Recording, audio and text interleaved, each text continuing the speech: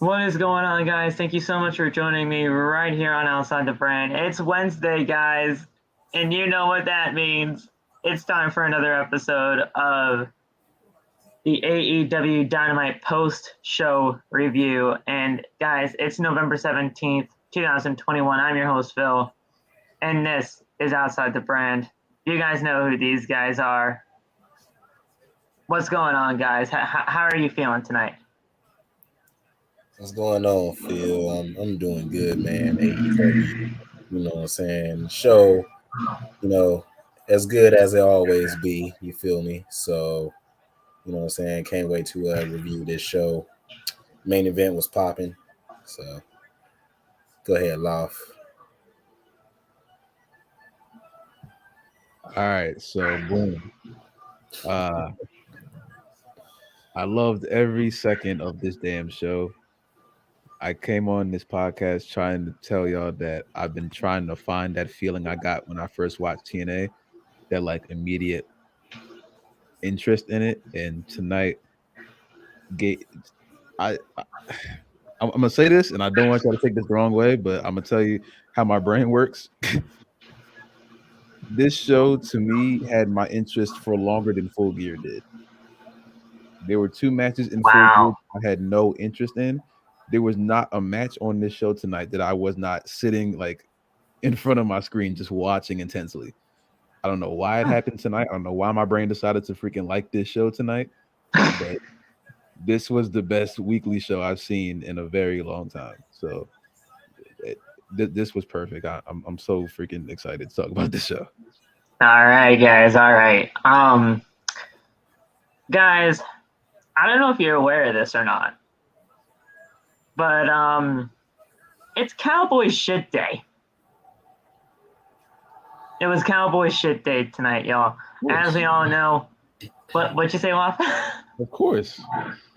Hangman Adam Page, as we all know, won the AEW World Championship from Kenny Omega this past Saturday at AEW Full Gear in what was the best pay-per-view that AEW ever produced. And I'm standing by that statement. I mean, that's just a given.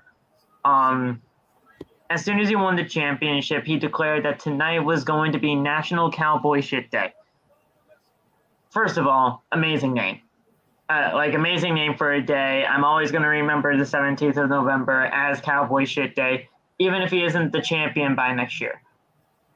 I'm telling you right now, it's just National Cowboy Shit Day, November 17th. That's what it's always going to be. But the new number one contender, guys, Bryan Danielson. He not only has some words to say, but guys, he showed up as a babyface. And then he leaves as a heel. Probably one of the biggest heels in this company right now. And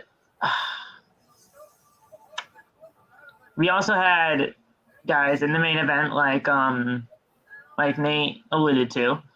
Jay motherfucking Lethal made his AEW debut tonight in the ring, in the main event, nonetheless, against Sammy Guevara as he challenged him for the TNT Championship tonight on the show. The match is nothing short of amazing. And guys, Loth, you better have that camera on. Not camera off, but you can have the camera off, but you better have that mic on. What? MJF. Jesus. He got interrupted by the best in the world. We'll go over that and much more on tonight's episode of the podcast, but That's so cool. Man. But we just got so many good talking points to talk about tonight on the show. I want to thank you guys so much for joining us here tonight on a late Wednesday night. Make sure to hit that thumbs up if you haven't already. If you guys can get this stream to 10 likes, that would be greatly appreciated. Continue hitting the subscribe button as well, as we are on the road to 300 subscribers. Turn on the bell to all notifications. That way you never miss when we go live. And if you guys have missed anything on the channel, we got our Monday Night Raw review. And yesterday we had an amazing conversation with Anthony Murray. Waf, and Malaf, Nate, and I were there. Bash showed up, but he showed up before the stream could start. He had to leave, but hey, I mean, we had an amazing, almost 3-hour conversation with Anthony, and it was probably one of the most. And I'm legitimately going to say this, and it means like, and I mean no disrespect to anybody that we've talked to, or that, or just any disrespect to everybody here on OTB, but that was probably one of the most intelligent kind of conversations that I've had with anybody in professional wrestling. That man has an absolute great mind for not only WWE but AEW and just the world of professional wrestling alone. And I loved talking with him. What were you guys' thoughts overall when we talked to him last night?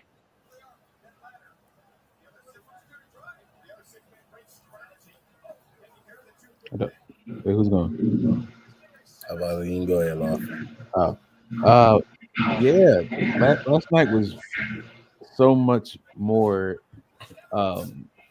interesting than I ever could have like expected. Like I had a good feeling about it, but like just talk as far as the conversation went. We were talking for about 3 hours.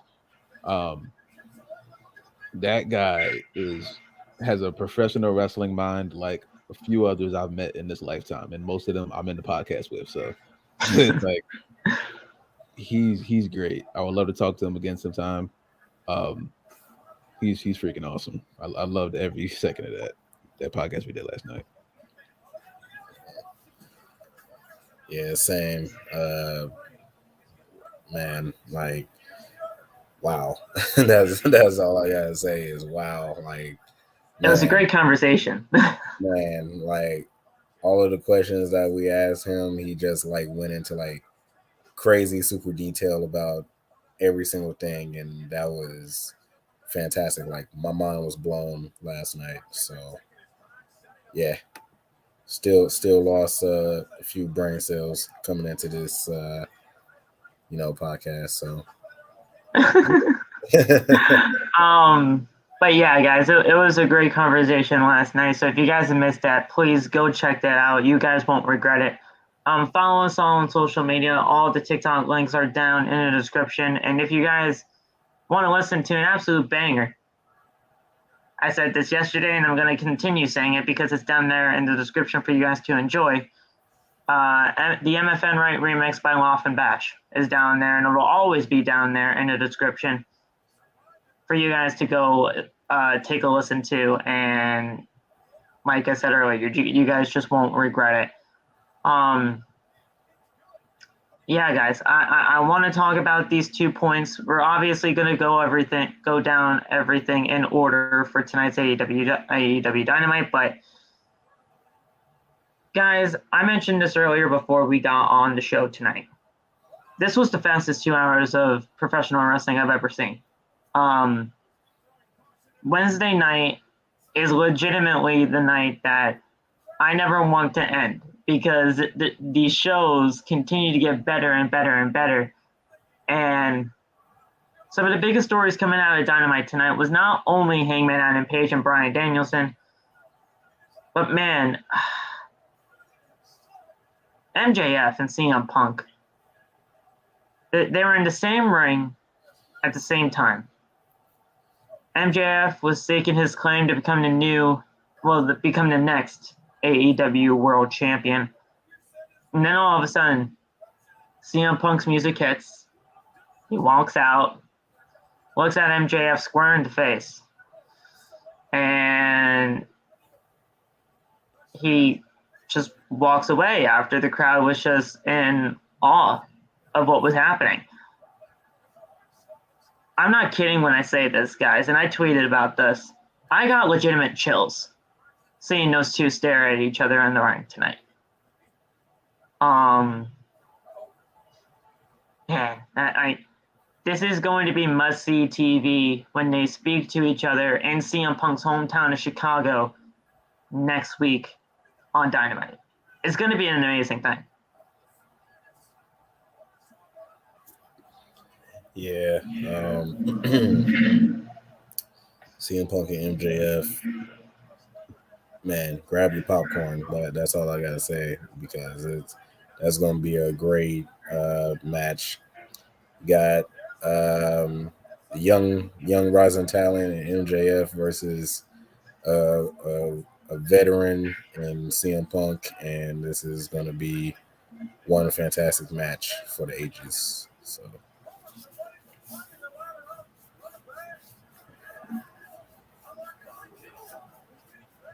That shit is so cool, man. I did not expect CM Punk to come out. I wanted him to say something, but maybe him saying nothing was saying more. So look, he didn't shake his hand. He didn't say a word. Turned around and left. And MJF was like, "What the hell was that?" So that's Right. see how this develops. But very good, very good. And guys, if this leads, well, we all know MJF is on a fucking complete tear right now, and he's going after the AEW World Champion, most likely as soon as this match with Bryan is over. But if this leads to MJF beating CM Punk to have his first loss in the company, I'm telling you right now, I'm not going to have a single issue with that whatsoever. What are your guys' thoughts on that? I wouldn't mind it. Yeah, I wouldn't mind that at all. That could lead to MJF possibly getting his first title match too. So um, with him just going up the rankings right now, I wouldn't really mind CM Punk losing to a guy like MJF just because his talent and his character, everything is starting to rise. Uh, so I wouldn't really mind it at all.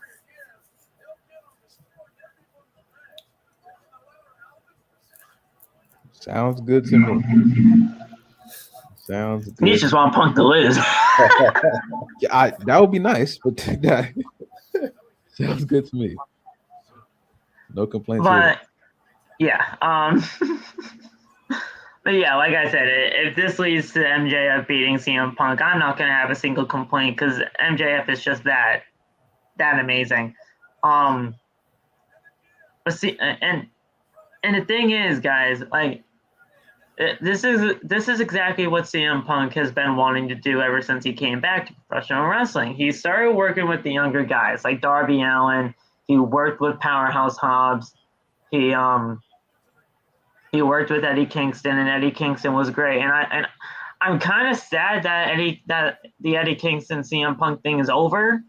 But if we're getting MJF, I'll be fine. I think I'll live with it being a one-off, even though I really wanted it to go at least one more match with Eddie Kingston. But he wants to work with the younger talent, and honestly, guys, like anyone that's come in contact with CM Punk in the ring has done nothing but benefit from the work that the work that pretty much anybody has done with Punk. So are you guys kind of bummed as well that we're not getting another Eddie Kingston match? But in a way, it's like, I mean, he just wants to work with so many young guys as he can. I don't know what I'm trying to say. What's you guys' thoughts on just him trying to go after pretty much almost every single young talent here to ultimately get these guys to where they can be later on in the near future? I really don't mind not having another CM Punk and Eddie Kingston match.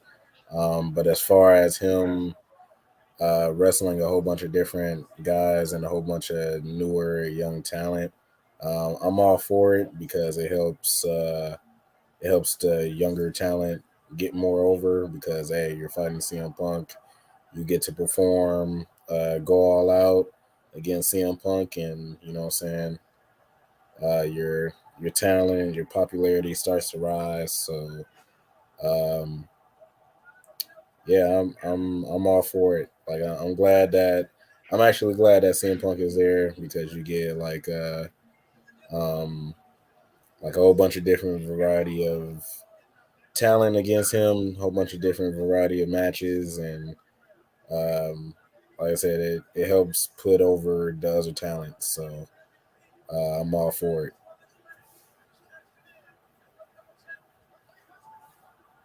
I just want him to have some direction.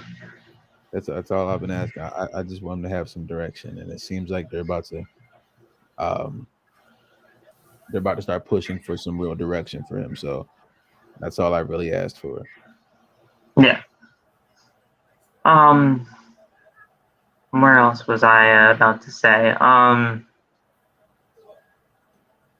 So I think CM Punk and MJF ultimately is just going to be an amazing thing, and we're just going to have to see where everything goes from here. But guys, not only that, I mean, not only do we have CM Punk and MJF, but we also had Bryan Danielson stake his claim to be the next world champion, as well as he went face to face with the world champion tonight. With Adam Page, and he came out as a babyface, like I said earlier, and within 20 minutes, he left as one of the biggest heels in this company right now. And guys, I told you this earlier, Loth, like separately, that this just proves that Bryan Danielson is one of the best in the world today, and not a lot of people can just show up as one side of the spectrum and leave in another so smoothly. It was so good. That was so beautifully executed. That whole promo was nuts. Oh my god, that was so freaking cool. And he name dropped WrestleMania. He name dropped fucking WrestleMania too. Did he say that? Is he allowed to say that? He can say whatever he wants. These promos aren't scripted. I see. The crowd reacted like, "Oh my god!" You have your bullet points, but you have the liberty to say what you want. Wow. Nate, what I mean, WrestleMania on AEW TV. Yeah, like your name says. I was shocked. I'm like, wait, whoa, wait a minute. And I texted in the group chat. I'm like, whoa, Danielson, slow down, WrestleMania. I'm like, wait a minute. I'm like, did he just say WrestleMania on AEW television? Like, can you do that? I understand that like AEW been throwing shots at WWE and stuff like that with like certain stuff that they say in their promos, but I didn't know he was gonna actually say like WrestleMania, like an actual WWE trademark event. So I'm like, wow, okay. I didn't know. All right, cool. So man, so we have that happen. Just amazing. But it's going to be an amazing thing when these two bring it in the ring and when these two actually go at it for the world title. And we're going to go everything, like I said earlier, just from start to finish. But I wanted to bring those like two major stories to the forefront of this podcast because those are the two biggest talking points of the night tonight. And we're going to go over all of that in more detail as we go through the show. But guys, why don't we just get started? I mean, the show pretty much started with Bryan and Hangman, so we can just continue talking about it. As I get to the show results tonight. Listen, guys, I mentioned this earlier that I fully thought that we were probably just going to have a babyface versus babyface kind of mentality when it came to Bryan and Hangman, but Bryan took it upon himself and said, "Hey, listen, if you want this to be as good as it possibly can be,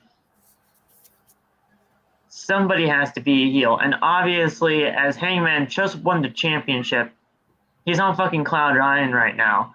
You're not going to have him just randomly turn heel on all of them or on the Dark Order themselves. So I'll take it. I'll take the brunt of this. I'll be the heel here, and we'll just see how it goes. Everybody cheered him as soon as he walked out, but when he was done saying what he had to say to Hangman in that promo, guys, he was getting booed out of the building. Like, who else can do that in a matter of 20 minutes? Not a lot of people. It's perfect execution. Perfect execution, and it was very unexpected on my part. I didn't see that coming at all. So I think I like him more as a heel more in certain parts. I think him as a heel in WWE, they kind of made him just like a whiny kind of character, which led to me not. And they used him for environmental purposes. Yeah, they made the whole title like burlap, or wherever the hell they made the freaking title out of. The planet, yeah. Yeah. I mean, I like this. He wrestles more like he did like in the Indies, and that's what I was really expecting. I wanted him to wrestle like a lot more stiff than the WWE style, but I loved it. And Nate, he said it in the first media scrum that he was a part of with Tony at All Out. He's like, listen, I'm not here to wrestle the young guys. I'm not. I'm here to just fucking wrestle. And if I have to kick your fucking head in, I'm going to do it. So he's just taking his claim to be a world champion again. And at this point in his career, when he had to retire twice because of things just not going his way or WWE just not allowing him to be what he is, and that is a professional wrestler at heart, he's just here to fucking wrestle. And when it happens against Hangman, it's going to be a beautiful, beautiful thing. Yes, sir. Like Ralph said, and I'm pretty sure everybody else, we weren't expecting that. And, we were just expecting, the little face-to-face with Danielson and Hangman. And I guess AEW is going to try heel Bryan. So we'll see how that goes. But like Loft said also, I kind of like him as a heel as well. It seemed like he works better as a heel. And as far as him wrestling anyone and whoever, coming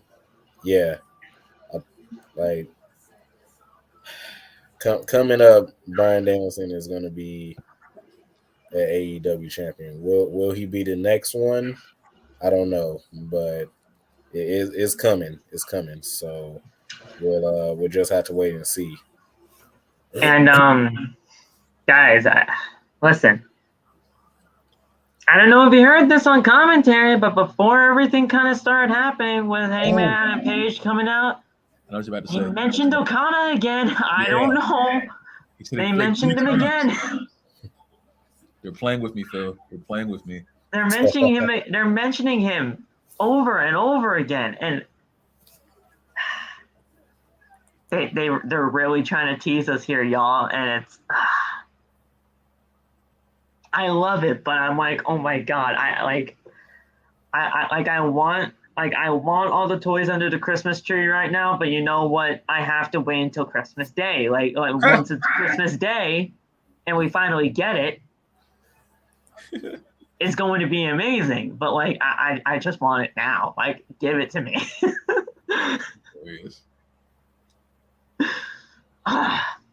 God damn it, guys. I mean, you guys had to have heard the Okada mention too by JR, right? I mean, it wasn't just me. Yeah. Yep. It was there. So, and yes, Venom, I did see Ric Flair's tweet. He legitimately said, I want everybody to pay attention to AEW tonight on Twitter. Now, I didn't actually see the tweet live. I saw it thanks to an article, but he wanted everybody to pay attention to Dynamite tonight. I don't know why he, of all people, was saying, hey, pay attention tonight, but he did say it. I want to start off from where Bryan interrupted Hangman. So Bryan walks out. He interrupts Paige making his entrance, and Danielson says he came out here to say one thing. Congratulations. He shakes Paige's hand and says that he is excited for the match, but he's kind of surprised and disappointed that it's not Omega standing across from him in the ring right now. As soon as that happened, everybody started booing. As soon as he said that he was disappointed and a little bit upset that it wasn't Omega, everybody started booing him right then and there. Paige says, yeah, you're going to have to be disappointed because I beat Omega at Full Gear, and he managed to do it in less than 30 minutes. And everybody in the crowd is like, oh my God. And the crowd is calling attention to it. If you guys don't know, that was at the Grand Slam event. It went to a 30-minute time limit draw. So Danielson says that he didn't want to start any beef. He is coming to kick his ass. So Danielson said that that when he won the world title at WrestleMania, there's a WrestleMania drop, he wrestled the next day. Danielson is definitely the heel here in this situation, as we all kind of just mentioned earlier. Paige said that he should do it right here in Virginia. Where, honestly, you know what, guys? I didn't even really think about any of this when we were just all on the high of watching him win the world title at Full Gear. I forgot that the show was at Hangman Adam Page's hometown tonight. I didn't know until they said it. Yeah, so I mean, I completely forgot up until that point. So Danielson says that he doesn't want to beat him for the AEW World Championship, and for Paige to have a long list of excuses saying that he wasn't ready. Because he said, listen, I'm ready. I have my gear on, but you have a button-down shirt, some jeans, cowboy boots, and a lame excuse of a leather jacket. Everybody started booing him there, too. So he said, yeah, I'm not going to beat you for the world title and have you have a long list of excuses. Paige says that he still wants to fight, and the Dark Order break up a brawl between the two men. Let them fight chants are roaring throughout Newark, New Jersey. Not New Jersey. What the fuck is what was the town? Norfolk. What was the town? Norfolk, Virginia. For some reason I thought we were in Newark. I don't know. And Paige breaks through the Dark Order and knocks Danielson out of the ring. And guys, not too much longer, we had Bryan Danielson in a match against Evil Uno. And man, for a match that these two had never faced off against each other. This was their first ever meeting. For their first ever meeting, this was a pretty damn good match. Yeah, this is freaking cool. I was hoping Bryan won, and I was telling people in the chat, we were talking about, I was like, listen, no one is ever going to tell me that a heel has to win by interference again, because Bryan came in there, turned heel, and 15 minutes later won as a dominant heel by submission without any help from his cousins. I mean, from anybody. He didn't have anyone Had help. to mention Roman, did you? It made me mad. I'm like, Bryan just won by submission. It kind of looked like the guillotine that Roman does, and I'm like, he didn't have anyone come out. It wasn't a ref bump. He just won as a dominant heel, which is something that apparently WWE heels refuse to do because Roman Reigns rules. Yeah, but that's just another point to AEW. They have a dominant heel winning a match by submission, and he's still a dominant heel. Everything is fine. The world didn't fucking end. So just a little point out thing. Just a little point out. Yeah, with this match was good to start off AEW as well. Like, man, when Rolf put it that way, Rolf was completely right though. Like, Yeah, like, yeah, no, I agree with what he's saying. I'm just like, you gotta mention Roman. Yeah, gotta mention Roman, man, because like Law, yeah, I didn't even think about that until Law just said it, but like, yeah, Bryan is using like the same submission moves and everything, a heel now, and is winning, and still is a great heel without like any help or anything like that. So, like I said, I can't wait to see what else Bryan Danielson does as a heel right now, and looking forward to it. So to go over what happened during this match, we're starting off right here as Uno hits a neck breaker, covers for a 2 count. Uno chants are roaring throughout the arena, and Uno with a kick to the face, a slap. Danielson hits a discus forearm, flying boot in the corner, so it's pretty much the running knee that he used to do. So another flying boot, and Uno powers out of the corner and hits a big boot of his own. Uno goes for a senton, but Danielson gets the knees up, and Danielson hits a running knee. Then traps the arm and hits stomps to the face. So that like rapid fire curve stomps that he does, like that right there is. He started doing that in Ring of Honor. Like he pretty much wrestles his Ring of Honor style now, and this is just pretty much him in Ring of Honor. If you guys have ever seen Bryan Danielson in Ring of Honor, this is exactly what he was. So you guys got that, and Danielson locks in a triangle sleeper, and Uno immediately passes out. So Bryan Danielson gets the win. And I saw so much on Twitter that people were calling this an upset.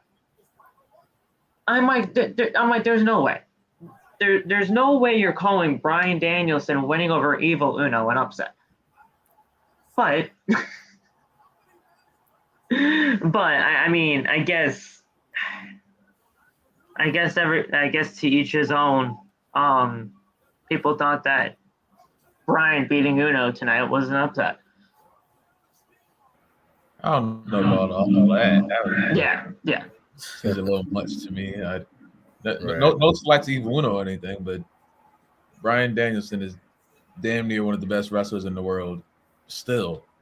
Right. With 2 retirements under his belt, So it's like I don't see it. And they're unwarranted, by the way, those retirements. Yeah, definitely. That's what makes it even better because he had to and then came back and he's still in a form of his peak still. So it's like, yeah, I don't see it as being an upset. I guess I don't really understand that. Yeah, I don't see that as an upset either. Yeah, me neither. Yeah, I don't see that as an upset either. Like, Bryan Danielson just doing what he does. Fantastic wrestler. Yeah, just going out there and doing what he do, man. That's what he's supposed to do. So he did it. And the thing is, guys, like I kept mentioning, Bryan Danielson, he doesn't keep winning with that label lock. In fact, I haven't seen him use a label lock in probably like 2 to 3 weeks now. Yeah. He's finding different ways to beat your ass, and it's great because it shows. I mean, Daniel Bryan was never one-dimensional. He was never looked at as that, but it just proves that he doesn't have to beat you with just one way. So I think it's great that he uses different ones every single time.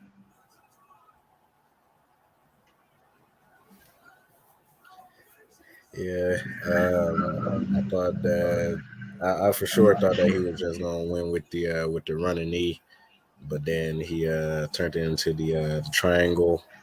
So it is good to see that he's using different holds and different ways to just win over people. Especially now since he's a heel, is really good to just rub in people's faces like, hey, I can beat you with this hold, or I could beat you with this move now, and stuff He like can that. legitimately be the man of 1,000 holds. Right, yeah, so it's good to see. Laf, what are your thoughts on him just beating you with pretty much whatever he has in his arsenal? I mean,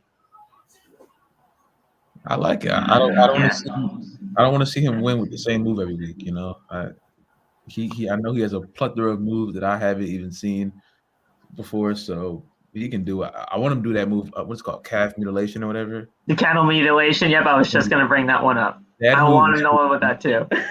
That move is awesome. I love that move. Is like you can't tap out of that, and that's the only way you get out. Like that's nuts.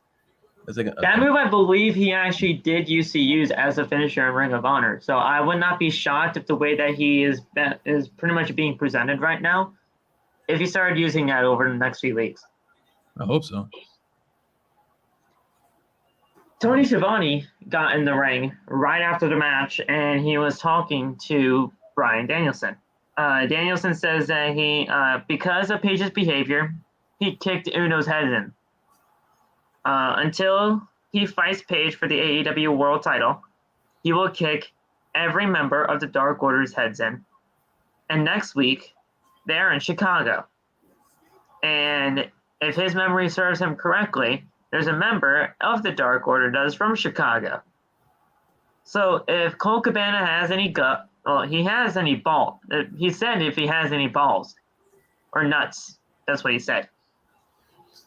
They pretty much PG'd it here in the article. They said if they have any guts. He said nuts.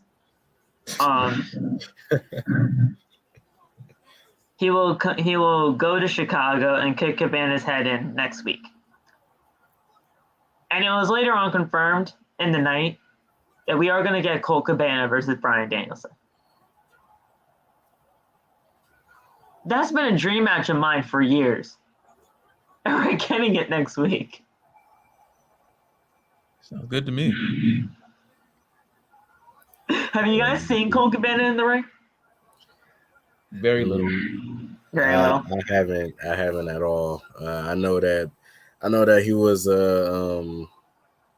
I know that he was doing good in the indies, like, you know, because of like listening to CM Punk's stories about him and stuff like that. But I never seen Colt Cabana wrestle, so this will probably be my first time seeing Colt Cabana wrestle.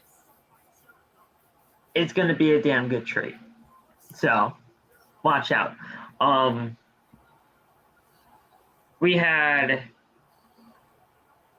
a commercial break happen in between that, but then when we came back from commercial break, Schiavone was backstage, so he was pretty much everywhere tonight, and he was with Eddie Kingston. Daniel Garcia in 2.0 interrupts Kingston.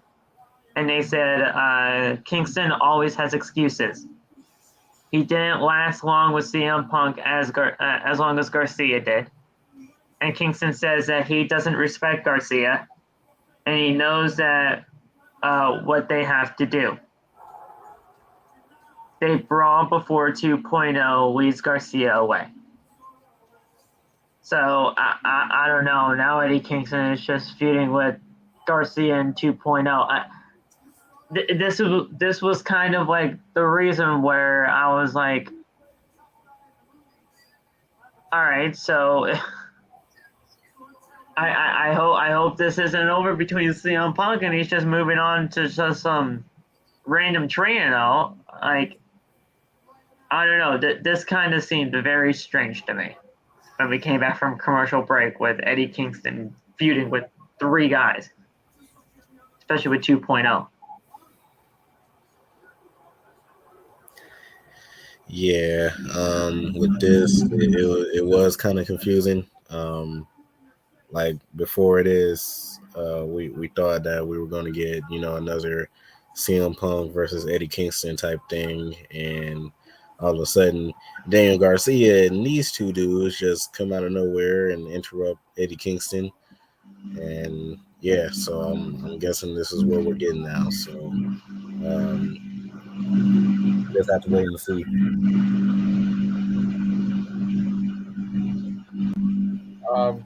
This was interesting.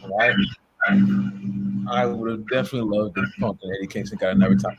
I do think Eddie Kingston needs to beat Punk. But I was entertained with Eddie Kingston the way he is with that. So I was fine with this in a way. I don't know how I feel about them just breaking them apart so fast. Maybe they'll bring them back together later on. But Yeah. I'm gonna just hope for the best, because honestly, I was if Eddie Kingston went to like a feud that I didn't like, it didn't look interesting, then I probably would have been more kind of confused at this. But Eddie Kingston, I'm with him right now. Yeah. I mean, regardless of where he is on the card, Eddie Kingston, just based on the CM Punk feud alone, is probably one of, if not the most over guys in this company right now. And that's not even really exaggerating because of what the CM Punk feud did for him, in my mind. I feel that. I mean, he's not really going to fall down the card. It doesn't seem like it. Just he may take some other detours that may get him a more logical reason to fight CM Punk again. So it's not just like, oh, Right. we fought once, so let's do it again. But yeah, as long as he doesn't fall too far down the card, I'm cool. So yeah, I'm with it. Yeah, I'm down with that too. I'm down with that too. I think that AEW got something else planned for them right now, just to fill gaps and spaces, try and move some things around right now. But he'll be back. He'll be back. So just gotta wait. So I mean, we do have till February, guys, and that's the end of February. yeah, so we gotta do these little storyline and mini feuds here and there at some point. Yeah, we got time. So next match we had the Butcher and the Blade. I don't know how familiar you guys were with these two, but the Butcher and the Blade took on Orange Cassidy and the debuting Tomohiro Ishii. I'd never seen Tomohiro in my life.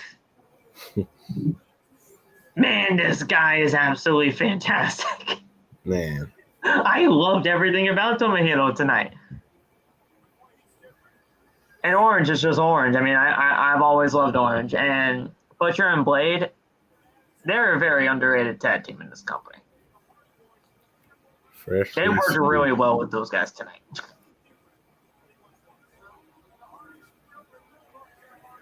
Yeah, Butcher and Blade. Man, like they seem very, very underrated. They worked really well as a team. So is Orange Cassidy, and I'm not even going to pronounce his name because I'm pretty sure I'm gonna butcher it. So I'll let you do that, Phil. But Tomohiro. but yeah, this was another good match. Orange Cassidy doing what he do. My guy. Uh, yeah. You know his name, Phil. Anyway, no, Tomohiro. yeah. Him, no selling. He was no selling some moves, bulking up. Like it was hilarious, but it was fun at the same time. So, yeah, that this match was good as well. So. I have no idea who three out of the four people in this match. I had no idea who they were, but this was freaking awesome. Tomohiro was freaking awesome. I didn't know who the hell the Butcher and the Blade were, but I was like, these guys are cool too. Orange Cassidy's kind of weird to me. I see why people like him. He's just a little weird. I don't know. Like I guess laid back. He puts his hands in his pockets and he does his thing. Yeah, I guess that's the thing. I feel it. I guess he's just a little weird. I'm like, okay, but the match itself was really, really good. That Ishii guy, he like a tank. I saw him walk out, and people in my chat were freaking out. I'm like, who the hell is this guy? He goes in there and just no selling everything. So I'm like, okay, he's cool. But I like this match a lot, though. I mean, was this both of you guys' first time seeing Butcher and Blade in the ring together, or was this just another time you've seen them? Well, I think this is your first time seeing them, Woff, if I'm not mistaken. This is like my fourth or fifth time, actually. I remember seeing them. Really? I just never cared, you know. Oh, okay. Yeah, same. Like I seen them a couple times, but didn't really, pay too much attention to them. They're a team that, I mean, these guys have faced off against the Lucha Brothers before for the tag team titles, believe it or not. These guys have faced off, honestly, countless tag team title shots. They never won the titles just yet, even though I do believe they can be future tag team champions in this company. But I feel like this is a team in Butcher and Blade, and I feel like you have these kind of tag teams in every single professional wrestling company. And if you guys see where I'm going with this, you guys can either chime in or stop me if I'm going a little bit too crazy here.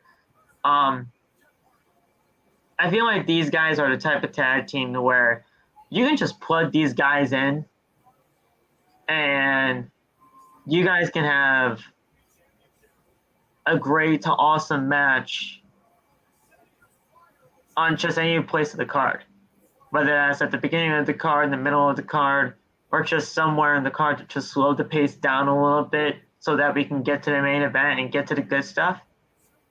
But the Butcher and the Blade are the type of tag team to where you can plug them in and they'll work great with whoever they got them going up against. Yeah. Yeah, I would definitely need to pay more attention to these guys because, like I said, they like you said, Phil, I wish I would pay attention to them more because, like I said, this match was really good, and they're doing their job. Work very well together. had big money man on the outside, doing his thing. Yeah. So Don't forget the rabbit. Oh yeah, and the bunny. I forgot you can't say it, but I will say it for you, the bunny. So they all work very well together, and like you said, plug them into any tag team match, they're gonna kill it. So, what you think about that? About that assessment loft where you can just plug these two in and they can work great with just about anybody. I understand that. I mean, they look like they mesh with almost everybody, so I understand that.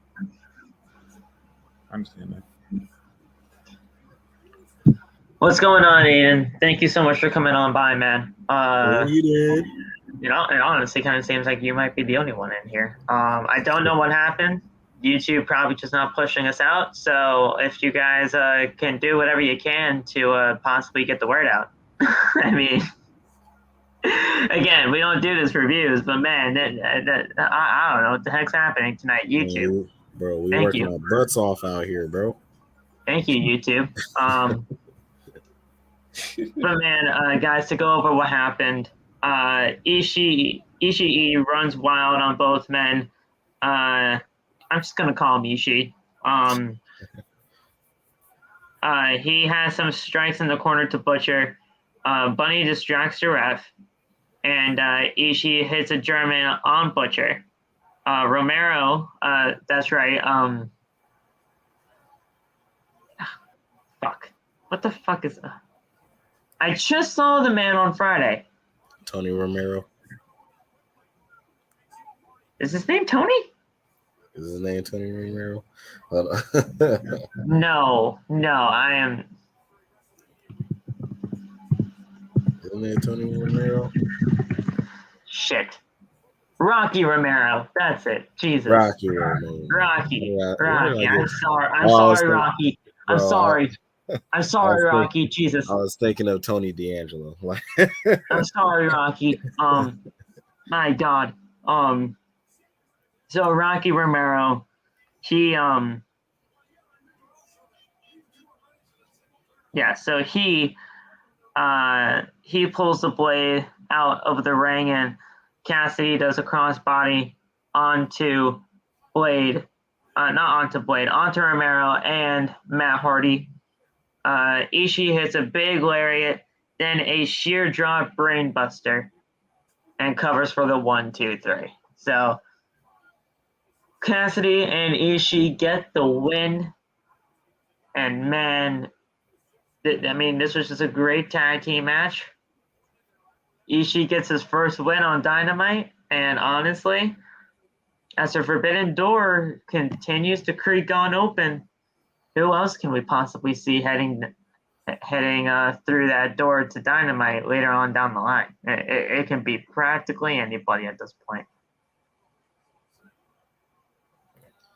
I'm about to say, apparently Okada is coming because they mention his name like every week. So countless times so far, yeah. So he's coming. We just don't know when.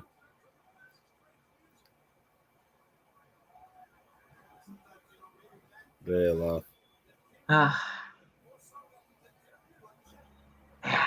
Damn, what the fuck? My audio is bugging. I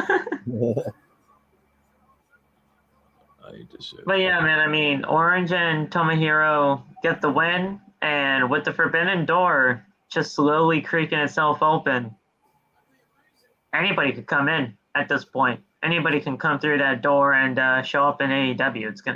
It's gonna be fantastic sight to see.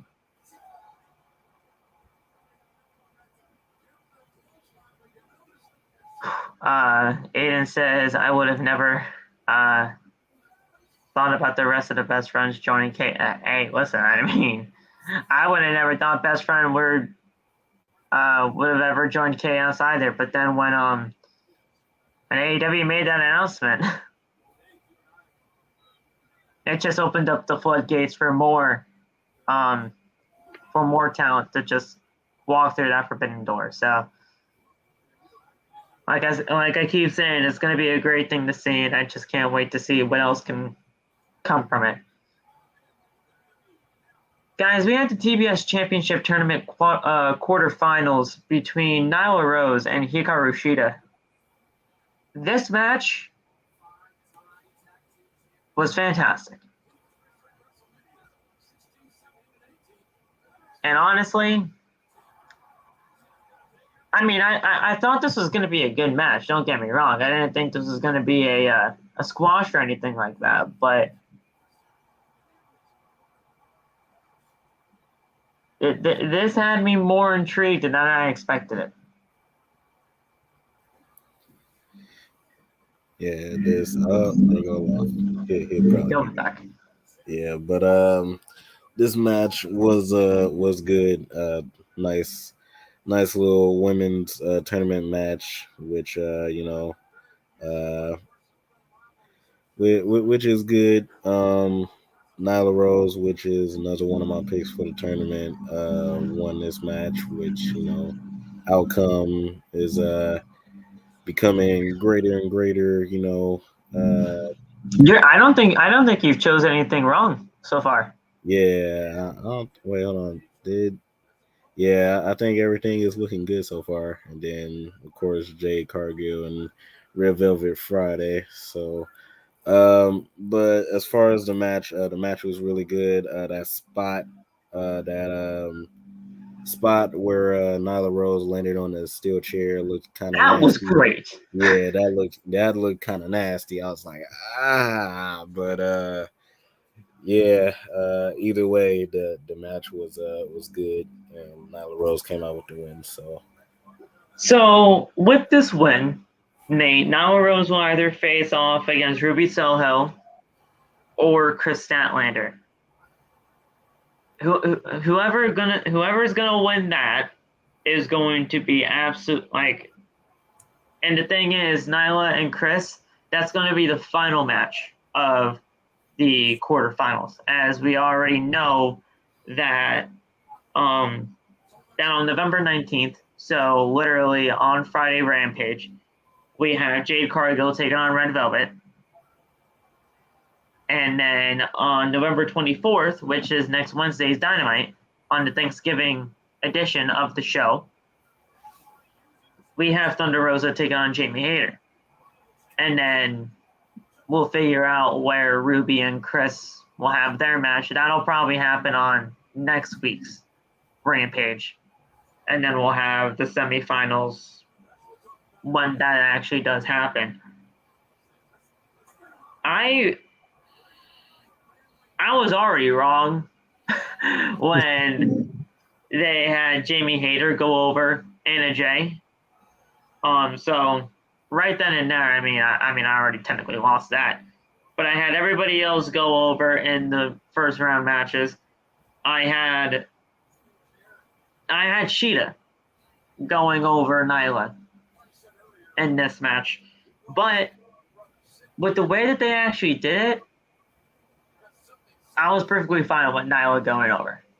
I called it an upset, and I still believe that it still is an upset. As crazy as that sounds, but with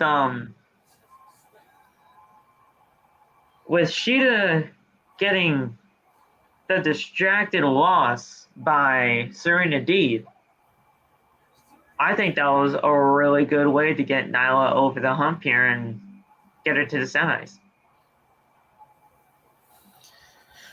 Yeah, true. That was a good way for Nyla Rose to go in.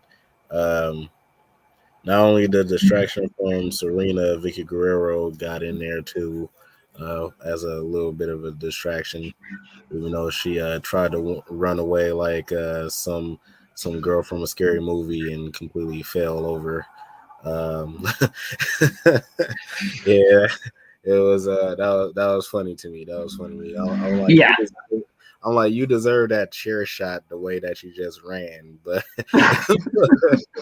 but but also Nyla Rose tied Shida are 51 wins in AEW Yep. for the women, so that's good too. So yeah, I think those two are the I believe they said on commentary that these two are have the most wins out of the entire women's division in AEW with Nyla and Shida, so it's good for them. Shida was the first one to get 50, but with Nyla here getting the win tonight, I think she got over that hump too at 50. So it's a good thing. I didn't think Nyla Rose was that close, honestly, in my opinion, but it's cool that she was. yeah, I'm glad of that too. So that's all I gotta say. You can go ahead, Loft. Loft, what's going on, my man? I know your audio cut in and out. That's why you left for a little bit. But what were your thoughts on Nyla Rose and Hikaru Shida in the quarterfinal match for the TBS title? Why did Nyla Rose win that match? Why? I take it you're not a fan of Nyla Rose, huh? No, she's cool. I just didn't want her to win. That's all. That's it. Look, whoever gets to the end, it doesn't matter because Jade Cargill is going to smash them all. Is she the female Roman Pause. Reigns? Pause. I'll acknowledge her. Damn it. So, as far as I'm concerned, she is. So, going over what happened, we're actually gonna start with the with that chair spot. So Shida whips Rose into the barricade, and Shida gets a chair. Rose does a lariat to the back of the head, and Rose sits Shida on the chair. Then hits a shot across the chest, and Rose goes for a diving senton off the apron, but Shida moves, and Rose crashes through that chair. And legitimately, it disintegrated. Like the chair legitimately disintegrated into thin air. It got crushed. And Vicky tries to attack Shida with the kendo stick, but Shida intercepts and hits Vicky across the back with said kendo stick. And Rose knocks Shida off the top rope. We went to a picture-in-picture, but when we came back, Shida takes out the knee. No, Serena Deeb takes the knee out. Takes the knee out of Shida, and from the outside, and Deeb then throws Shida back inside the ring. Rose climbs to the top rope, hits a diving knee strike on Shida, cover for a 2 count. Shida counters the beast bomb and locks in an armbar. Rose powers out of it and hits a power bomb. Rose then hits a senton on the injured knee of Shida, and Rose misses another senton. Shida with a roll-up for a 2 count, and Rose counters a katana into a stretch muffler on the bad leg, and Shida taps out. So there you go. Now Rose gets the win, and she moves on and will either face Ruby Soho or Chris Statlander in the semis. Yeah, It was a good match. I just didn't expect Rose to win. yeah, I kind of knew Rose was gonna win. But real quick, Josh, sorry to hear that about your mom. If you see the comment, my man, definitely would like to adjust that. Yeah, hope that she recovers, and hope that she get through that. Praying for you and your family. So everybody, if you guys are watching on your phone right now, or if you have any kind of way to do some kind of emojis, I want to see the prayer emojis right there in the chat. Spam them for Josh in the chat. And listen, man, CV19 is a very, very difficult thing to not only talk about, but to have within your family. We talked about it before. There we go. Wow, thank you so much. But man, it's there are so many.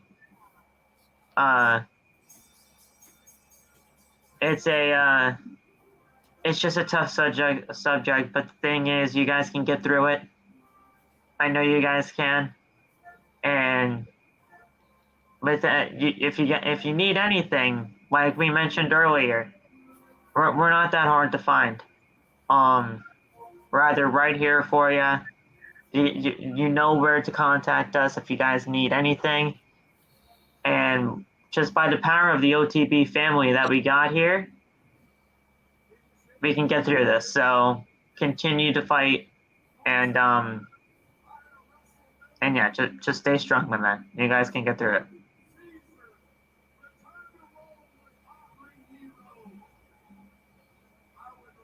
Yeah. So yeah, it's you guys are actually doing the prayer emojis. That's awesome. Thank you guys so much. And I know Josh appreciates that as well. Malachi Black is on the Titantron, and he says that the definition of a nightmare is a frightening dream where natural law doesn't apply. Take deep breaths while oxygen is still on your side. Malachi Black is fucking fantastic.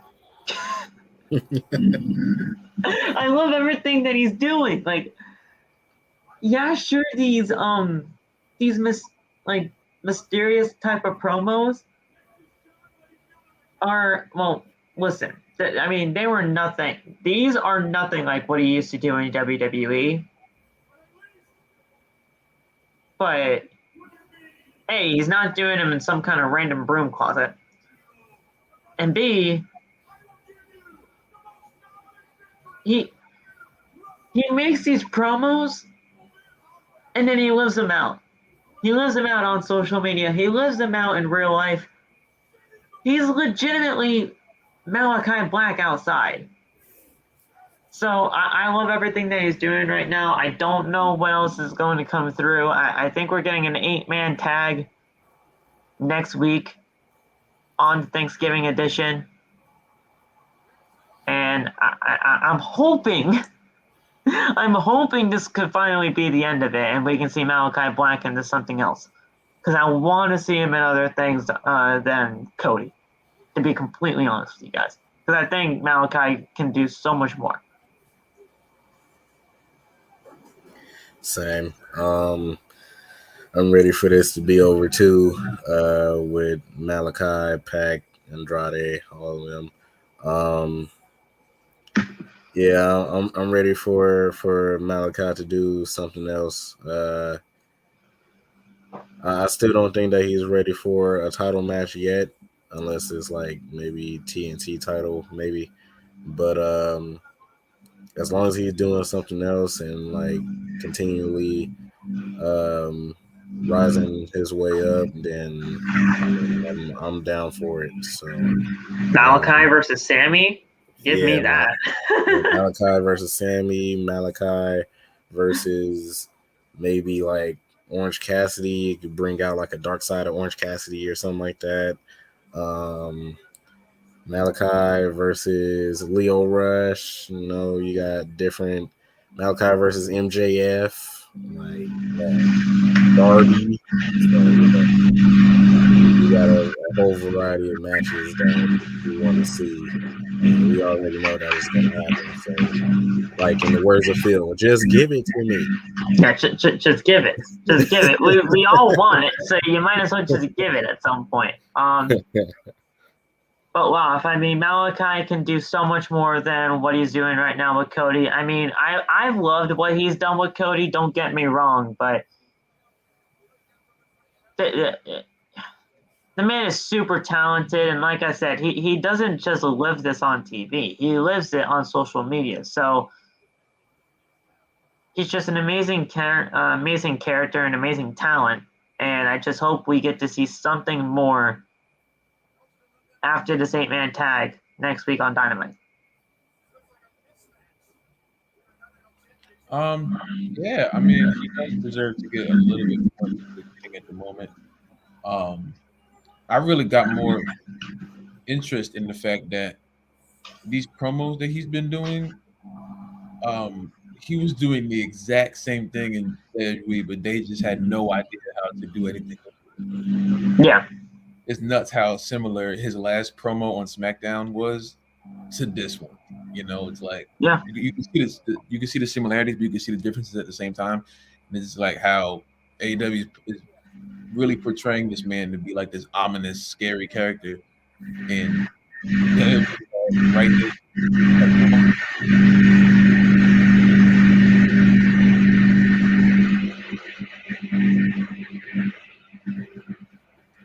Yeah. There's just so many things I want to see Malachi do. So hopefully we get that sooner rather than later. And guys, MJF, he makes his way to the ring, and he's alongside Shawn Spears and Wardlow, of course. And MJF says he can't deal with them and gives the mic to Spears. Spears says MJF could defeat any one of your heroes with a simple headlock takeover. MJF says that he checks all the boxes in the ring, on the mic. He is the most complete professional wrestler on the planet. He is the past, the present, and the future of professional wrestling. The ranking system don't tell the truth, but deep down, he deserves to be the AEW World Heavyweight Champion. Nobody in the locker room is on his level. And guys, here's music. Hits.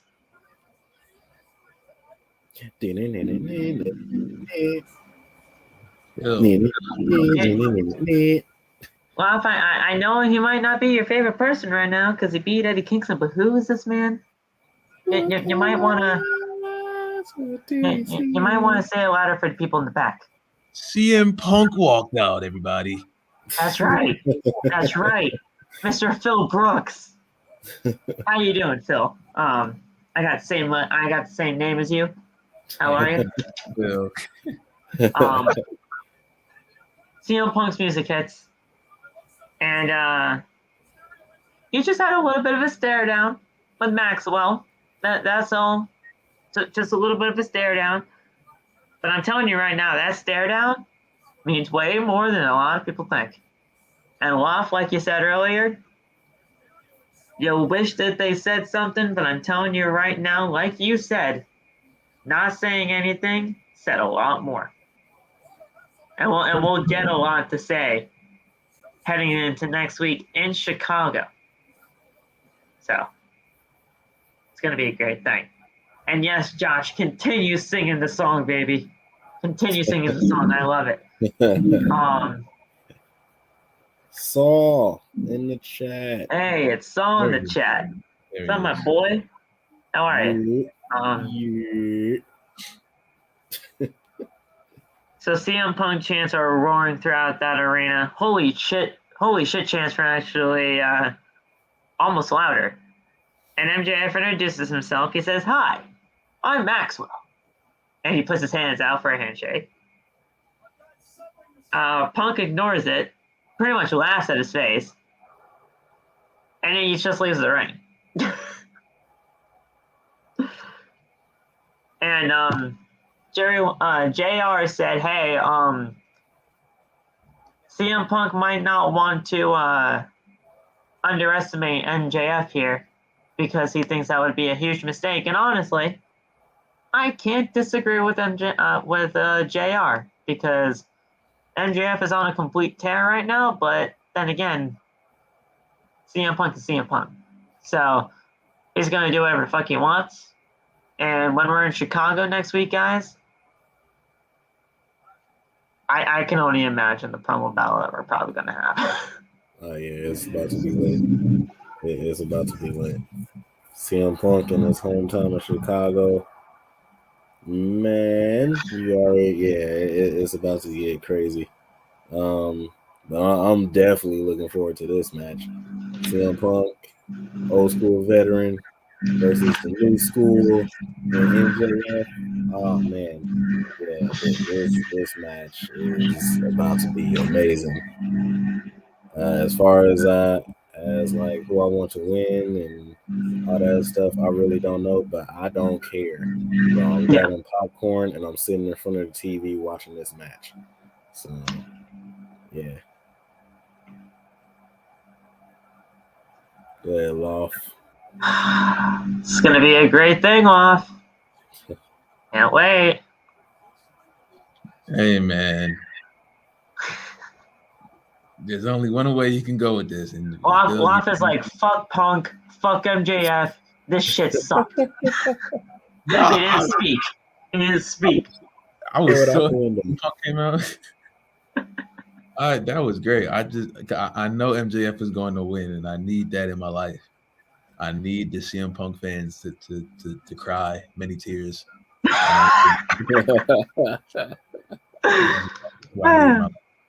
Hit him with the ring, do all kind of shit. Just beat him clean. Or I mean, look. Actually, no. I'm not gonna contradict myself. Beat him clean, damn it. Beat him clean in the middle of the ring, no interference, no ring, no anything. Beat him clean so no one can dispute that MJF is better than CM Punk. And listen, we all know how uncensored MJF was with Darby. Imagine how uncensored he is gonna be with CM fucking Punk. Man, he's gonna use so many WWE. He's either gonna use so many WWE references, or he's obviously gonna use something with straight edge. He obviously is. Because if you don't, then I don't know what you're doing. Hold on, Live, Josh, you're weird for not knowing how to spell weird. Shut up. Tell me. You're a wired person. He's wired. You're weird for not spell weird. How about that? I knew Loft was wired. Damn it. He was wired. But yeah, guys, I mean, he's obviously going to be using something with the straight edge moniker. I mean, it's right there for him to either make some kind of fun of or what. So I don't even know. If he mentions AJ, I'm going to throw myself through this TV. He's either going to mention AJ. Mentions her name, I'm going to lose it. Didn't Jericho in one kind of promo when they were going at it, like when Punk and Jericho were at it, like didn't Jericho like mention his sister or something of that? Yeah, his little sister. So I think Punk brought his little sister up during the Kevin Nash thing too. So yes, yeah. His sister was like a lot like in the storyline. Yeah, so I mean, there's definitely something that's either going to be said by MJF with his family or straight edge or just something, and it's going to be great because MJF is so unfiltered, but that's what makes him so good. I can't wait for the promo. I don't know if it's going to be as good as the Eddie Kingston one, if not better. But man, I listen. Anything that CM Punk has had his hands on has only benefited, so I'm fine with it. We're gonna see him Punk and MJF. Tony Schiavone is with Darby Allin backstage, and Darby says that Max didn't break him mentally. They will have a rematch at some point, but he will not take any time off. Billy Gunn, of all people, interrupts and says that he accepts Darby's challenge since he is the biggest and the baddest. not MJF. Darby just said, what the hell? Let's do it. And then it just walks off frame. And then we're getting MJF. Why? I love MJF so much, I just have him on my brain. We're getting Darby versus Billy Gunn on Rampage this week. Okay. Darby has Darby has to win, please. I love Billy, but man, it's Mr. Ass Man on AEW TV. Mr. Ass Man. It's Mr. Ass Man on AEW TV with his two sons, Colton and God damn it, what? Austin. Don't fuck it. I'm not gonna butcher any of their names. I'm looking them up. Austin. Oh, it's Austin Gunn and Colton. That's it. His name is Austin Ass. That's a nut ass name. The Gun Club. The Gun Club. It's Billy Gunn. I was like, Billy Gunn. Austin Gunn. Gun. And Colton Gunn. The Gun Club. Yeah, this is so stupid. Yeah. That was a random person to walk up. I'm like, who's this big buff? Oh. It's Billy Gunn. It's Gun. I was like, Billy Gunn. Yeah, so. I'm the biggest and the baddest. No, you're not. Shut up. No, you're not. Yeah, I know. You're old and you're old. Triple H said that he would buy that pissant company from you and then he'd do one other thing. So. Yeah, you're older trust than me, you're old. But trust me, AEW is no longer a pissant company. So. Right. After that, guys, we had a commercial break, but then when we came back, the Elite said, well, the Elite had a little bit of a package before the actual first segment went on the air. Kenny Omega said that he was pretty much stepping away for a little bit, just like we all pretty much predicted, and he was asking just indirectly and pretty much saying indirectly that you guys can hold the fort until I make my return. Adam Cole said, "Yeah, no problem, Cleaner. I got this. You won't have to worry." And Kenny Omega said, I was kind of talking to the Bucks, and he's like, oh yeah. That's my bad. I mean, of course you were. And then Nick just says, "Hey, listen. At the end of the day, we're all gonna hold the fort down until you get back. So, just do whatever you have to do, and we'll be right here." When Adam Cole said, "Yes, of course, Cleaner, no worries," that immediately tells me that what we're probably going to be getting is true, and we're going to get Adam Cole taking over the Elite while Kenny is gone. And didn't I say that at some point too? Yeah. Well, I mean, what were you guys' initial thoughts on that little segment before we actually went to Hangman? Because that was a very, very interesting segment when Adam Cole pretty much on behalf of Kenny said, "Yeah, I got this." I hated that because I never want the Young Bucks to smile, so I was very angry. I don't like when they have happiness. I don't like the Young Bucks. So yeah. Now you have a Cole with him? No. Damn. No. Adam Cole was cool. I'm fine. What's your issue now with Adam Cole? Now he's a part of this. No. I like Adam Cole. The Young Bucks are my issue. Adam Cole is cool. And Josh, shut up because the Eagles suck. Anyway, I'm not playing with Josh tonight. He thinks he's funny, man, and no one's laughing at him. You think he's funny? I don't know, my man. Mitri might be looking at this later. The Eagles still suck. He's an Eagle fan. He doesn't change the fact the Eagles suck. At least I can acknowledge it. God might be looking at this later. No, I hate when other bad teams act like they're good. No, you suck too. Like, no, shut up. I hate y'all. I hate y'all so much. But anyway, yeah, I don't like the freaking Young Bucks, and anytime they smile, I get angry. So he should not have just completely disregarded Adam Cole saying that he would help out. or if he will hold it down, because Adam Cole will hold it down. I don't give a damn what the Young Adam Bucks Cole's taking over the Elite. That's good. I think. I think it's good. And then when Kenny comes back, I don't even know. I mean, at that point, when Kenny comes back, a certain somebody named Kevin Steen might be out of his 90-day, or not even 90-day, might be out of contract. Uh-oh. A certain Kyle O'Reilly might be gone as well. I don't know, man. People, we might be getting some people coming back with Kenny as well. It's going to be a very, very interesting thing when Kenny comes back. That's the thing. I'm not even worried about how they're going to book how Adam's just going to take everything over. I'm more intrigued about when everybody comes back, what's going to happen. That's what's really intriguing me about all of this.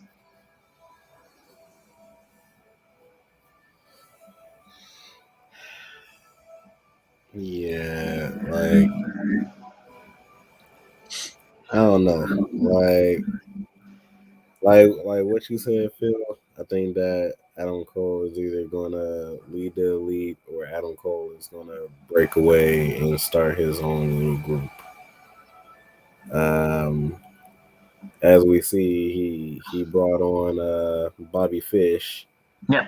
So that's one piece. Kyle O'Reilly is I guess he's coming too very soon. December his contract ends if they don't get anything together. Yeah, so they're putting bits and pieces together. It seemed like for something huge. So we just got to see. And I'm just glad that a little bit of the Undisputed Era is back, bro, because I was a big Undisputed Era fan in NXT. So I'm just happy that that's going on in AEW now. So.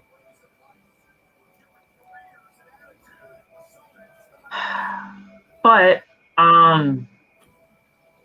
the Elite said that they are sick of Christian, Jungle Boy, and Luchasaurus, but and Matt and Nick aren't cleared.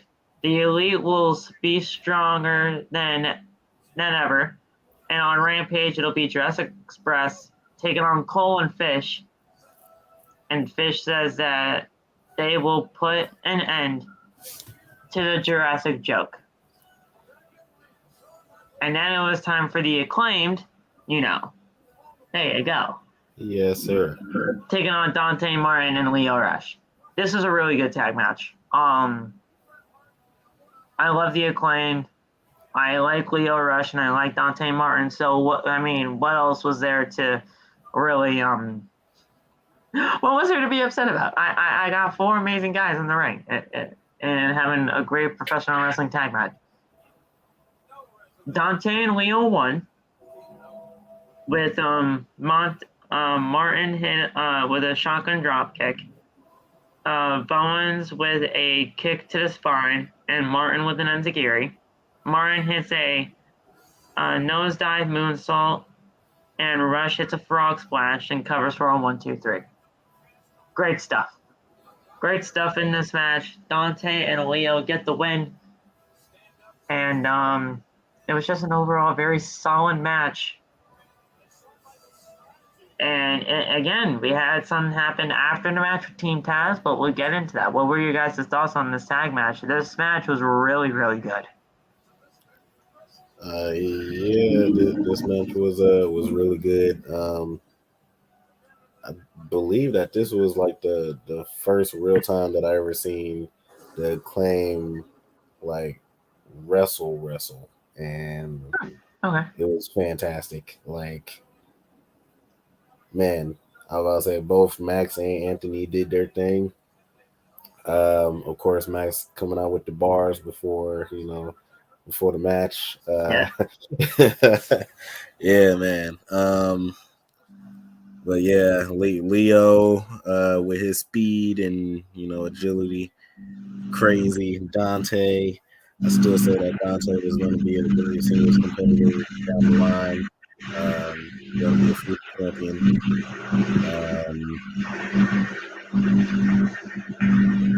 Yeah, like that match was great, and I can't wait to see what Dante does down the line, what Leo has in store, and what the Acclaim can do.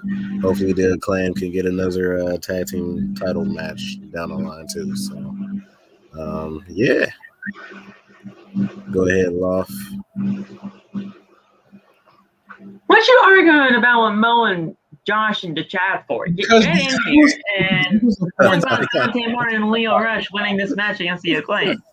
Because the Eagles are 4-6 and the Falcons are 4-5. That's why. And he's coming talking like shut up.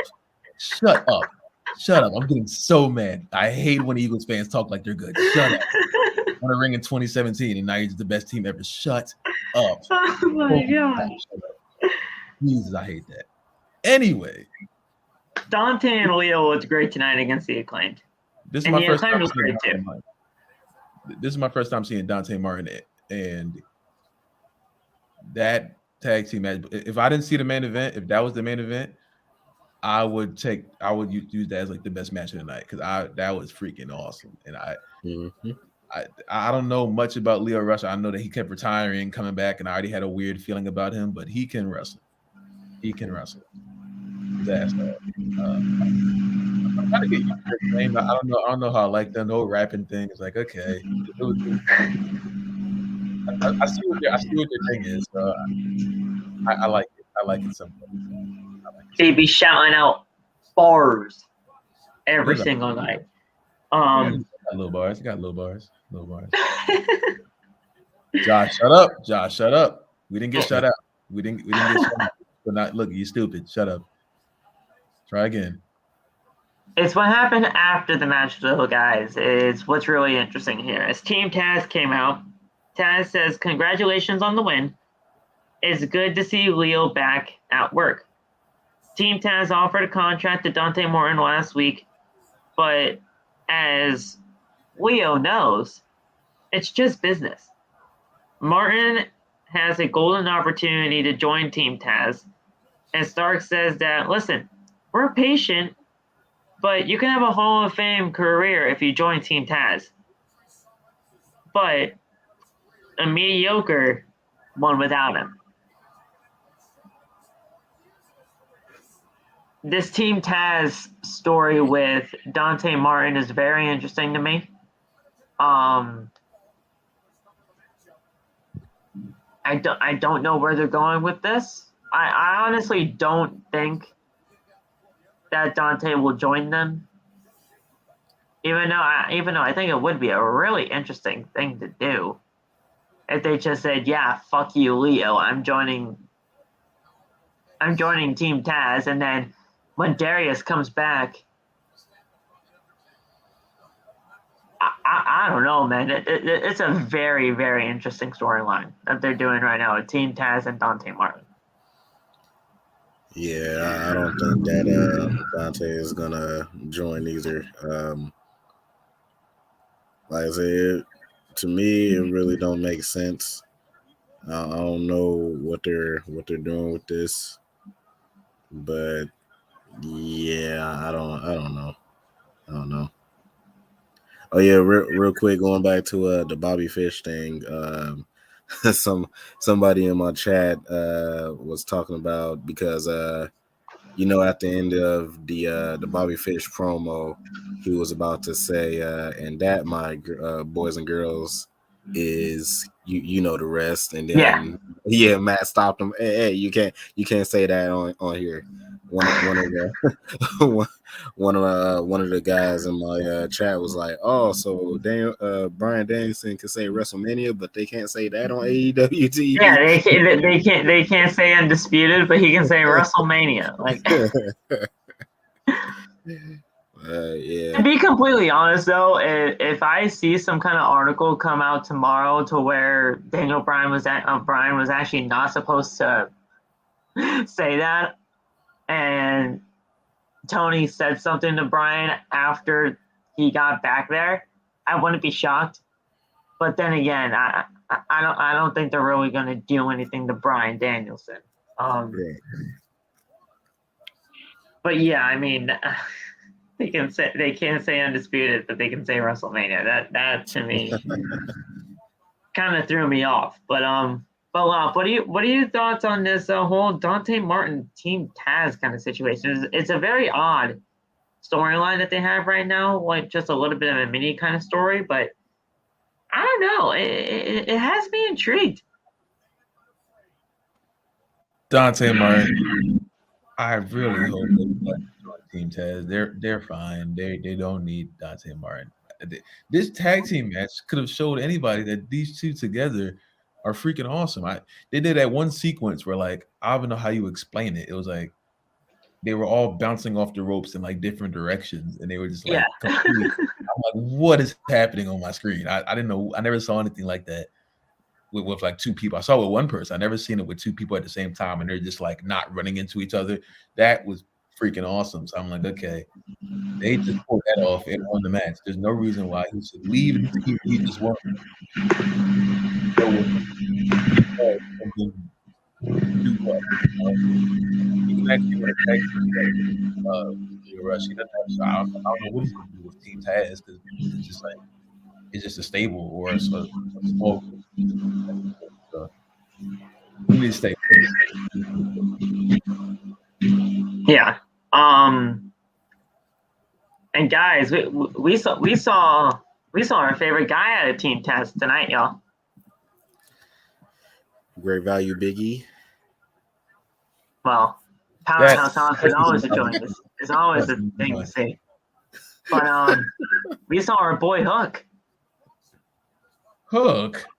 We saw Hook tonight, y'all. Hook. We saw Hook tonight. I'm talking about where all my Hook fans at? Where are all my Hook fans at? Hook is the greatest of all time. What do you mean? Hook? What is a hook? And now you're trying to say what is a hook? Okay. Listen. That is only reserved for a very special Von Wagner. The what the fuck is a Von Wagner thing is for Von and only for Von. You cannot say what the fuck is a hook. I don't know what a hook is. We know what a hook is. No, I don't. We know what a hook is. You can tell me what a hook is. Tell me what a hook is right now. Explain to me in great detail what the hell hook is. I don't know. Hook, my man. He's a ladies' man. He has a very good head of hair. And what do you mean? I can't compliment the kid on his hair? No, I don't care about Hook's hair. What is this? I can't compliment the kid on his hair. He has a great head of hair. No, and he took his very first back bump a couple of weeks ago on Rampage. What do you mean? He's the greatest of all time. I don't care. None of the things you said I cared about. That was crazy. What was that? What is that? No. Point is, Hook is one of the greats. And if you're not on the Hook train right now, you better get on it. Nah, I think I'd rather stay off. Trust me, guys. When you see Hook as a future AEW World Champion, then you guys are gonna come crying to me. Oh, Phil was right. Oh, Phil, we should have joined you on the Hook train. I'm not making that. You guys are gonna see it. And it's gonna be a great thing. Yuck. Yuck. All right. We'll see what happens. Christian, Jungle Boy, and Luchasaurus pretty much accept the challenge for Bobby and Adam Cole for Rampage, and we're going to be getting a tag match when that does happen. We had the Lucha Brothers say that FTR stop crying they cheated to win. Well, they tried to cheat to win, but they couldn't even do that right. Next week they have something special for them, and they will be the best 4-man team in the universe. And guys, it's time, y'all. The TNT title is on the line. Jay Lethal makes his entrance, and the TNT champion, Sammy Guevara, makes his entrance. It's time for Sammy Guevara versus Jay Lethal in the main event for the TNT title. And guys, holy fucking crap, what a match. I love Jay Lethal, you guys know that. I love Sammy Guevara, you guys know that too. There was nothing about this match that I hated, other than the fact that we saw Jay Lethal lose his first match on Dynamite. But listen, Jay Lethal's gonna be perfectly fine. I loved every single second of this match anyway. Yeah, this match was fantastic. Even with Sammy with injured ribs and everything. My God, bro. Sammy and Jay both put it out on all out on the line, bro. Sammy was hitting moves through tables and stuff like that, man. Bro, Jay fit in perfectly with Sammy, and their chemistry in the ring was just outmatched tonight. It was fantastic. Jay, as far as Jay in AEW, he's going to be all right. He's going to be all right. Can't wait to see what other matches is going to happen down the line with Jay and whoever else. But from tonight, Jay fit in perfectly with AEW. So I can't wait to see what else happens. I can't wait, bro. Fantastic. This was, I don't know if this was your first time seeing Jay, but man. What? Wait, yeah, no. What the fuck am I talking about? You've obviously seen him. You tried to disrespect me. I don't like that. You tried to disrespect me. Listen, man. First of all, you're not a fan of Hunk. Now you're not a fan of CM Punk. You're not a fan of Adam Cole. It wouldn't be surprising if you didn't see Jay Lethal up until this point. Nate, you heard how he just disrespected me in front of the people, right? You heard that? I heard. That's crazy, right? I mean, you're not a fan of Punk. You're not a fan of Adam Cole, and you're not a fan of Hook. So what's going on here? We're not gonna act like I wasn't the biggest TNA fan for the most part of my damn life. I was watching Jay Lethal. He was Black Machismo with Consequences Creed, aka Hell King Williams. Are you kidding me? Disrespect me like that? Oh, no. when he was doing the Macho Man gimmick? Yes. You know about the Ric Flair woo segment when he just wooing and throwing bro, my God. You don't know about that. Man. You don't know about that. That's crazy. I do know about that, first of all. And so why you come at me? Why you come at me? Like I wasn't watching. Because you don't like Punk, you don't like Adam Cole, and you don't like Hook. I mean, what is there not to like about Adam Cole and Hook? So that means I didn't watch TNA. That just means I don't like TNA. If you tell me that correlates, then yeah. But I don't know how in the hell that correlates. I don't like overrated CM Punk, and I do like Adam Cole, and I don't know what the hell a Hook is. That just means I never watched him in my life. Okay. All right. But in all seriousness, my man, listen, in all seriousness, we're all just having fun here. This Jay Lethal looked like, well, first of all, of course, he never missed a beat because he's been here this entire time. It just sucks that Ring of Honor shut down. Jay Lethal looked absolutely fantastic tonight against Sammy Guevara. It was an amazing match. I mean, I'm very mad that I didn't see a full Lethal injection. He got very close to it and it didn't get he got counted. Oh my God. He got this close and he didn't hit it. That's if he hit that might have threw me back to making that my favorite AEW finisher besides the freaking buckshot lariat, man. That he was doing it, and I was like, I was watching. What is that? Do you hear that? What's up? Do you hear that sound? You hear it? No. It was like a loud. Oh yeah. Oh, I thought it was me. My fault. That's all right. Yeah, this match was amazing though. I wish the Sammy lost. Part of me wishes Sammy lost.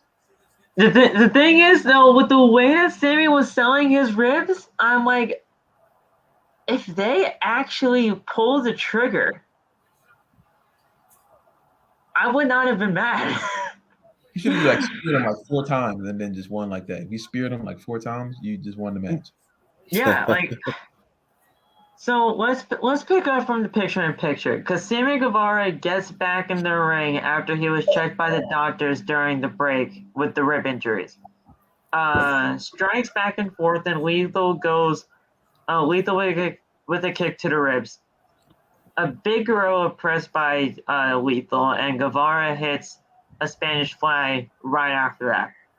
Lethal rolls out of the ring, and Lethal throws Guevara.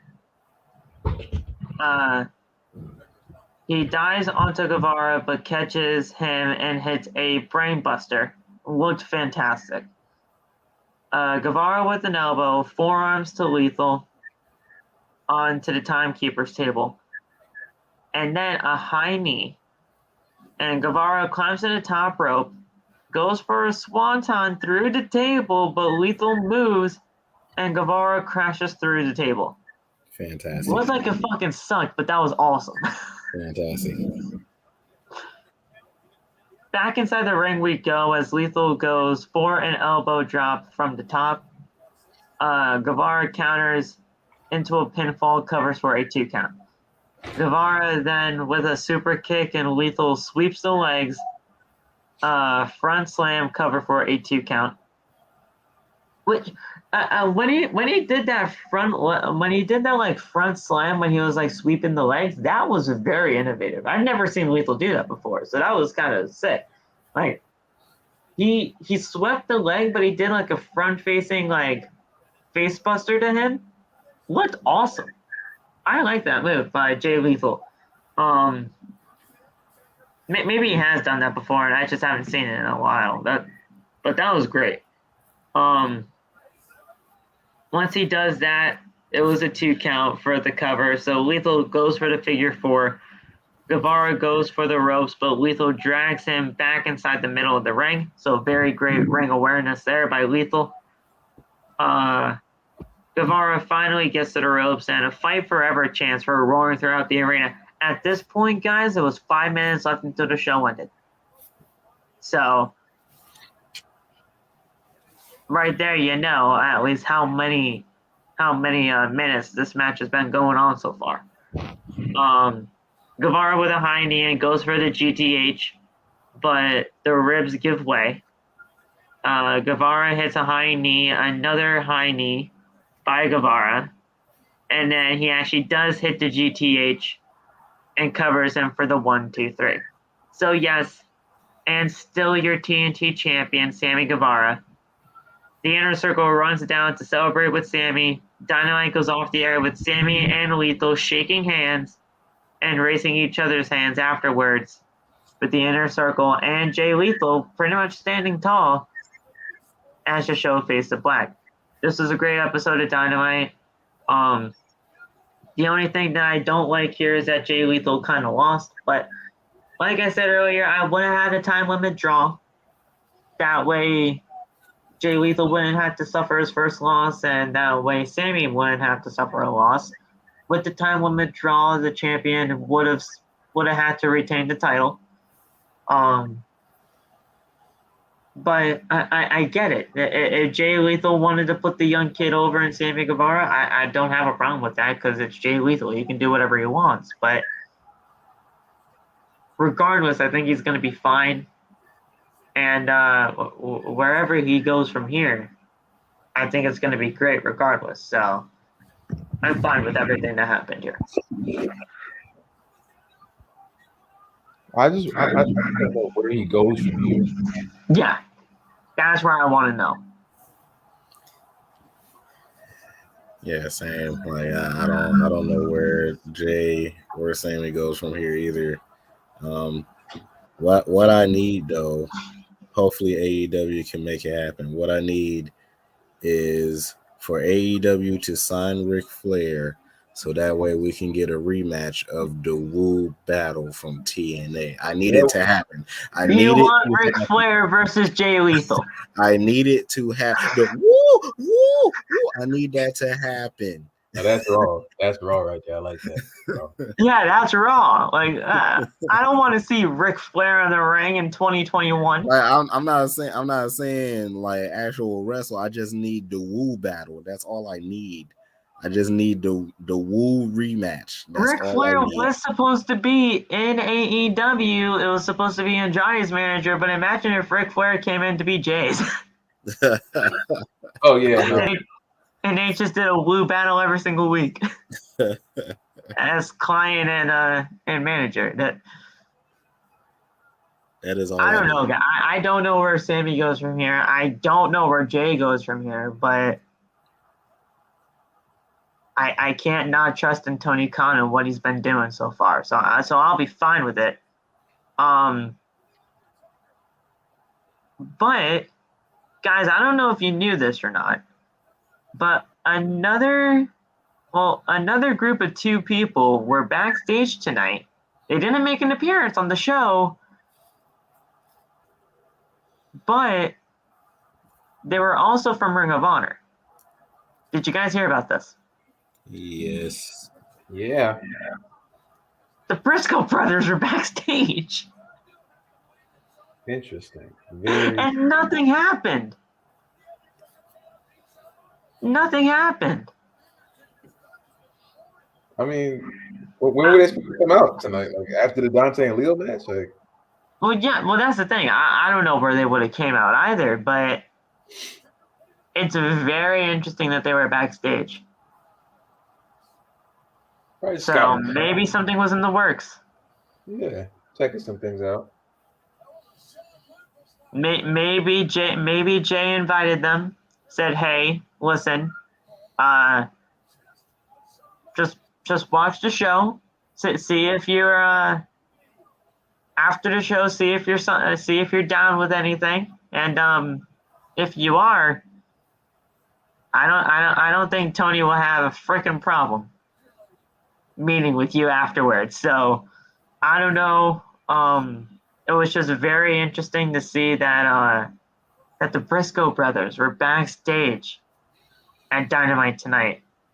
Of course, Lewis has to spoil it. He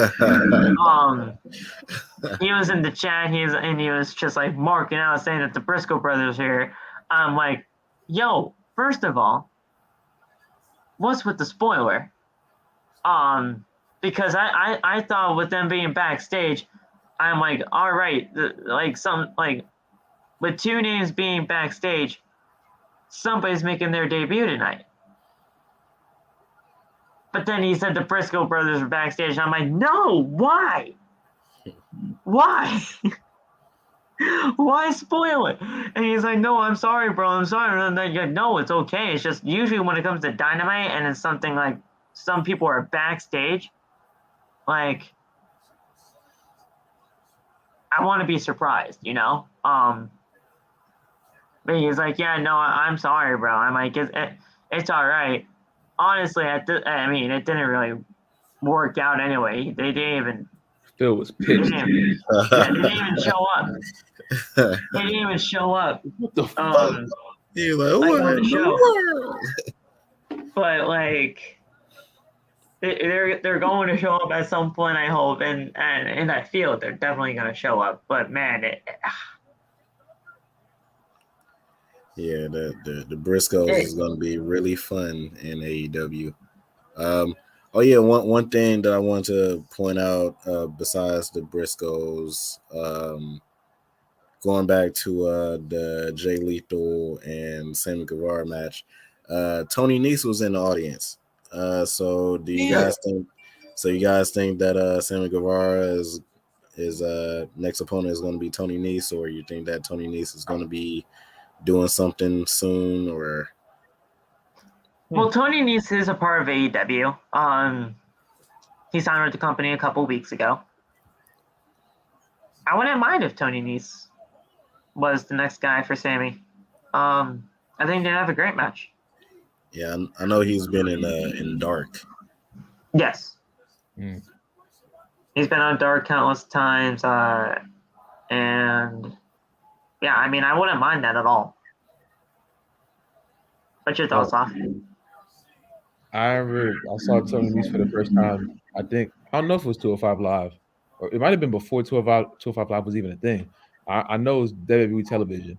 He was there for a few weeks, jobbed out, and then lost, and then left. I mean, but it was like he always was good. So I really hope that he is one of those next people to be inserted into the title picture, or if not him, I really want to see Sammy versus Scorpio Sky. Oh, okay. Nice. So I had that thought just now. I really would like to see Sammy versus Scorpio Sky, but that can happen in time. But whole Tony Nese thing, I feel like that's probably going to come sooner or later. Josh, he asked, can someone please tell me when the heck Bray is going to make his debut to AEW or TNA? Listen, man, he's working on a movie right now, and movies take months for not only development but the production and everything like that. So we might not be seeing Bray for a little bit, man. It might not happen until 2022. But yeah, he's working on a movie right now. He's actually working with production for that movie. So he's like on the part of like the production of everything. So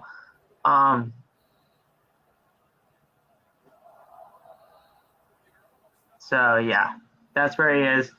But guys, I don't know if you saw the long list of tag teams that I posted in the group chat, but with the Briscoe brothers added into this, I wanna get your thoughts on all of this too. I know you're probably not gonna know a lot of these names, and Nate, you can chime in as well. But we got the Lucha Brothers, the Young Bucks, the Acclaimed, the Hybrid 2, FTR, Proud and Powerful, Best Friends, Private Party, 2.0, Butcher and Blade, Men of the Year, Chaos Project, the Gun Club. You have to say it like Justin Roberts with the Gun Club. You have to. If you don't say it like that, then you're just doing it wrong. The Dark Order, Team Taz, Jurassic Express, Bear Country, Varsity Blondes, and then the Briscoes. 3, 6, 9, 12, 15, 8. That's 19 tag teams right there. Stacked. Like, damn. I knew about 14 of those. They're like 5 or 6. I had no idea who they were, but even with the 14, I knew that's a really stacked division. Well, let's try to figure out the 4 or 5 that you didn't know. So, I mean, you don't know the Varsity Blondes, right? No. The Varsity Blondes are shit. Brian Pillman Jr. And shit. I don't know the other guy names. I'm gonna look it up. Varsity Blondes.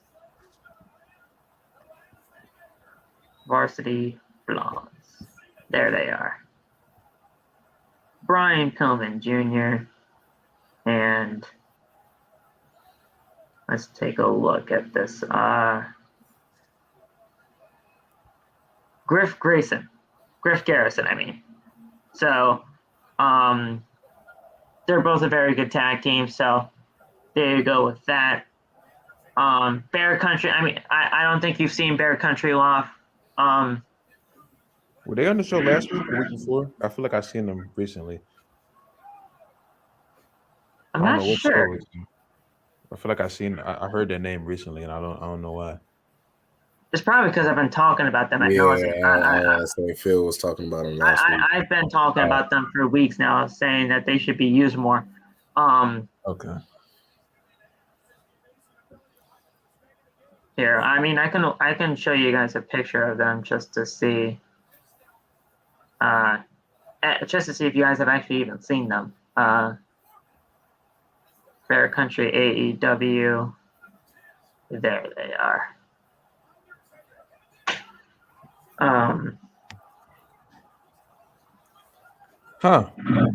Is that heavy machinery? No, I'm just playing. I mean, listen, it's honestly not even. I mean, it's honestly pretty close. Bear Bronson and Bear Boulder. Now you guys can probably see just by the way that they look on why I would say that that Bronson Reed would have fit perfectly with them. Yeah. Yep. But hey, Bronson's doing his thing over in New Japan now, which I'm very happy about. So continue killing it over there, my guys. So, Jurassic Express, Team Taz, the Dark Order. You obviously know the Gun Club because you saw them tonight. The Gun Club. Chaos Project. I'm pretty sure that's one that you haven't heard of yet. Nope.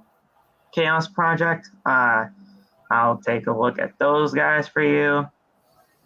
They are known. Well, they're the names of the people that are in that are Luther and Serpentico. Chaos Project. There they are.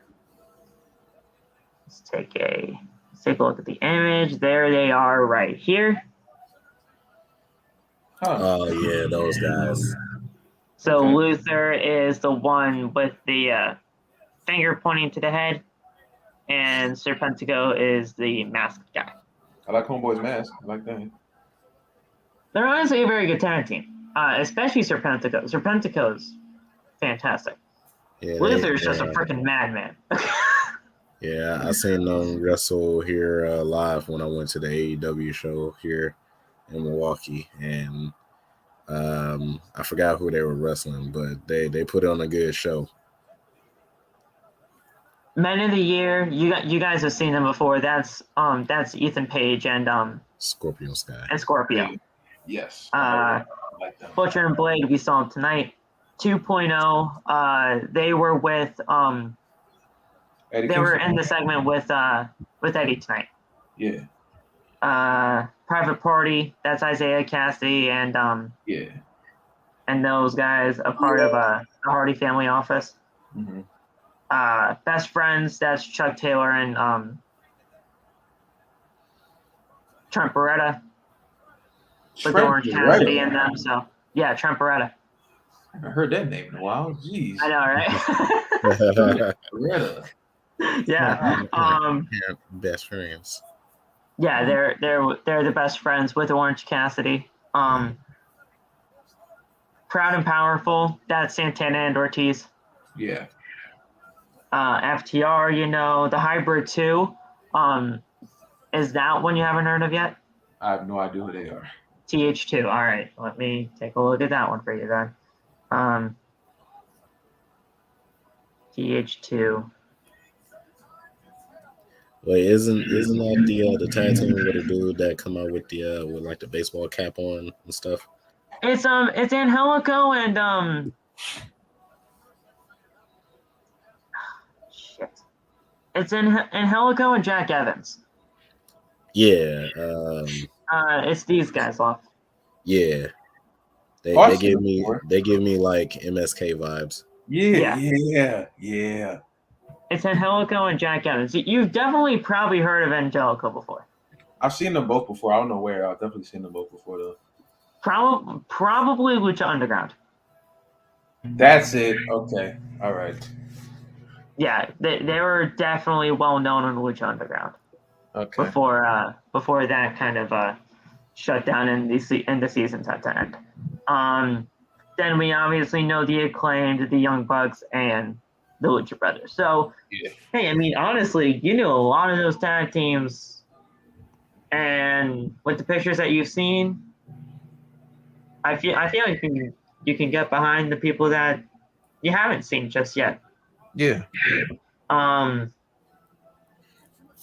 Josh says, OTB fam, I have a question. What are 3 dream matches we didn't get to see in WWE? Okay. Switching to WWE real quick. Undertaker and Sting. That's obviously a given. And trust me, you guys have known that I think that little Shaq, that Shaq promo where it was like in the rain and everything, the promo packages for WrestleMania 28, that was always meant for Sting, but hey, they just said, yeah, fuck you. And they just said, yeah, Triple H is going to be the guy in the Shaq instead. Other 2 matches, you guys can handle the other 2. I'll do 1. You guys do the other 2. I got one. Daniel Bryan Kurt Angle for Kurt Angle's last retirement match instead of bum ass Baron Corbin. Instead of bum ass Baron Corbin, I would have loved that. Yeah. I would have loved Bryan or Cena, honestly, just make it full circle. That too. And Nate, I'm probably have to say it haven't happened yet, but I'm pretty sure it might happen. Hopefully. AJ versus Edge. Okay. Yeah. I would definitely like to see that, and I hope it does happen. And hey, they're definitely on Raw, so they're on Raw. Just up to Vince. But yeah, those are the 3, man. Thank you so much for the question. But guys, that's it. That's it for your Dynamite tonight. It was it was a very quick and easy show. Which is kind of like, listen, man. Like I said, this is the fastest 2 hours of professional wrestling. Wednesday nights are always a good night for a show like this. Next week, they already announced 3 matches on the show for next week. And honestly, you know what? Screw it. We can go over them now. If I have it all up, we can might as well just do it now. We have Bryan Danielson taking on Colt Cabana. I mean, come on. Jamie Hayter taking on Thunder Rosa. That's another part. I think that's the TNT, not TNT, TBS Championship quarterfinal match. And then we have maybe.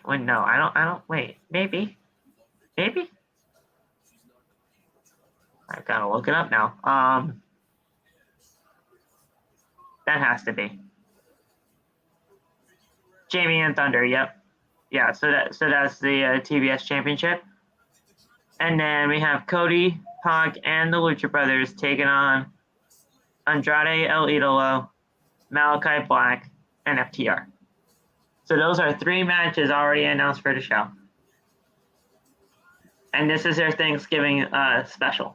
So we'll see how that goes. Yeah. Should be fun. Wait, guys, is that the next Dynamite or Rampage? Next Dynamite. Oh, okay. Rampage. I'll just read you the matches. The spoilers are already out, but I'll just read the matches. Billy Gunn versus Darby Allin. Okay. We all know that's happening. Jade Cargill versus Red Velvet. So Yes, you're watching God. that show. Yes, God. And then Jungle Boy and Luchasaurus taking on Adam Cole and Bobby Fish. Cool. So those are the 3 matches that'll be happening there. The main event is going to be the Jungle Boy Luchasaurus match with Adam Cole. That is the main event. And it should be a good episode of Rampage. 1 hour show, as we all know. and it should just be a good hour of Rampage right after SmackDown. I mean, I know it's not the best time slot, and everybody has said that, but with the TBS Championship on the not on the line, but as it continues to be watchable television at 10 o'clock. That's true. It's watchable. It's not the best time slot, but it's watchable. We're tired the hell out of it, but yeah. And then when Rampage is staying on TNT. It's Dynamite that's moving to TBS, so we're gonna have to figure that out. Same day and everything. It's always still gonna be Wednesday Night Dynamite. It's just on a different channel. Same time slot too, so you guys won't have to worry about that. Loff, I know that was probably a thing in your mind. Oh yeah, damn. It's still gonna be in the same time slot at 8 o'clock, so it's fine. Okay. We're just moving from TNT to TBS for Dynamite. That's all. Okay. What else? But the thing is, dude, like that's not happening until January 5th, as far as I'm aware of. So, yeah, January 5th. So we got a little ways to go before that happens. But yeah, guys, that's gonna be it. If you guys have anything else to say before we get the hell out of here, let's say it, and then we can do the outro to get out of here. Yeah, man. Once again, thank you guys for joining tonight. AEW was fantastic. Podcast was fantastic. Josh, once again, praying for you and your family too, man. Hope your mom is okay. Yeah, COVID is not playing games for like the last 2 years. So, like I said, hope that she get better. Hope that you get better. Praying for you and your family once again. And like I said, thank you guys for joining. And we'll see you guys Friday. Yeah, right. I was trying to think. I'm like, wait, yeah, that makes sense. He was like, Friday? Yeah, Friday. Yeah, no, that makes sense. I didn't know if we had anything tomorrow, so no, we don't. Cool. Yeah. But, unless like 40 people get released tomorrow. Oh God! I probably changed something. I'm sorry. I was like, don't do that. Oh jeez. I can't take anymore, man. I knocked on wood. There you go. But yeah, man. Thank y'all for coming out tonight. You feel me? Prayers again for Josh and your family. Hope everything goes well. You know what I'm saying? Hope your mom gets out the hospital soon. Hope you stay safe. You know, hope everyone in here stays safe. Y'all wear your masks, wash your hands, all that stuff. You know what I'm saying? We're kind of out of the woods, but we're kind of in the woods still. You know what I'm saying? So as long as y'all staying safe, that's cool with me, and I'm sure cool with everyone else here. You feel me? Yeah. But yeah, we'll see y'all on Friday for SmackDown and Rampage. Very, very damn late ass night, and I freaking it kills my brain. But you know, man, it's cool. It's all right. Bro. Acknowledge Jade Cargill too. Acknowledge Jade Cargill.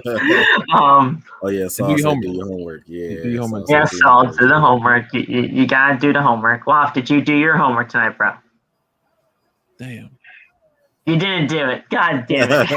Wait a minute. I gotta think. You turn it into MJ. I was about to say, you turn it into MJ Loft. I'm cool. I'm straight. I had to think for me. You're gonna have like 17 missing assignments. That's crazy. Y'all just outed him like that. Man, hey. MJ, I didn't say that. Oh yeah, Josh said have his left sock on and his shirt on. The left sock and the shirt. Y'all learning very fast, and I appreciate that. Y'all listen to me. That's all I ask. I ask listening ear when I speak. You know what I'm saying? I love y'all, man. Y'all be good. Thank you guys so much for tuning into the show. If you guys liked what you saw, make sure to hit that like button as hard as you possibly can. You gotta get that thumbs up. The thing is, apparently, and I've heard this from other YouTubers too. They're trying to take away the like button. Oh yeah, that's over with. That's done. So they took it away. So listen, if you guys say something in the comments, like something like productive about this show, that's really all that matters. As long as you guys continue to come back, continue to support the show in any way that you can, it's all good here. So thank you guys so much for coming on by. Josh, like everybody said here, continue the fight. It's a very tough thing to go through. Trust me. At some point, we've all gone through it. I mean, it might not be immediate kind of family or anything like that, but it's here around us. And we just got to continue to fight, just got to stay safe, and we can get through it at some point. At some point, we can definitely get through this. I stay as optimistic as I possibly can with this thing going around. So I see at some point in the future that we can get through this and it won't be a problem with us anymore. So continue to fight, continue staying strong, and listen, like I said earlier, you know where to find us. So there you go. So thank you guys so much for tuning in. See you guys on Friday. SmackDown. I don't know shit about SmackDown, so I don't even think they announced anything. So there you go. 4 hours of Roman Reigns. Pretty much. Unless Roman just doesn't show up again. Unless Roman doesn't show up again, and then he just shows up at the dark match. I'll lose my mind on the damn show. I can't take it anymore. Yeah. But yeah. We'll figure out what happens on SmackDown. Rampage, we know what already happened. We pretty much know what's happened. The spoilers came out, but of course we're not doing that here. We'll watch it live, and we'll not live. God damn it. We'll watch it pretty much taped, and we'll show you guys how it went all down. Yeah. But it's good, guys. We'll see you guys then. Peace out. Have a good night, and just overall, stay safe. Peace out. We the ones. We the ones. Yeah. The ones. Yeah. That's the one thing out of Roman Reigns that you'll actually take and not acknowledge him. I have to acknowledge you, sir. I love that, sir. I walk around with that. You're like, acknowledge that. You'll say we the ones, but you just want to acknowledge the fucker. Acknowledge me, bro. My shit. Peace out, y'all.